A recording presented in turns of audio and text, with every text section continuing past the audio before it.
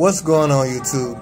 It's your guy Top Down Kicks, and today I have a pair of these retro Jordan 11s called the Gym Red. And today we're going to be focused on the leather material. We got a lot of dinks, scratch marks. We're going to remove those defects. We also need to ice the bottoms. They're beginning to start to yellow, so we're going to need a couple sessions on that. And let's go ahead and jump straight into it. We're going to need our plastic, acetone, shoe sauce, the brush for the shoe, and just apply it to the shoe, guys. Don't put too much sauce. Just put enough, that we'll make sure that it carries over for another couple of hours on our sessions.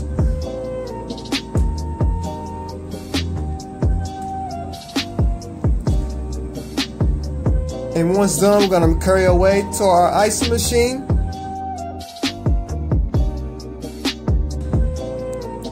We ice these bad boys for 10 to 12 hours, about 3 sessions, a couple of icings. Then we rewash the shoe, apply more shoe sauce, and jump straight into the next session. I did about 3 sessions of that. But here are the results. And we're going to take our acetone and remove these marks off the top of the midsole.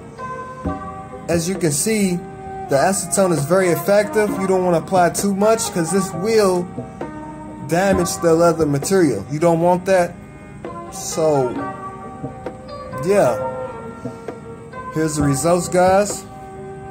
Any questions, drop a comment down below. I'll be gladly to help you. But stay blessed.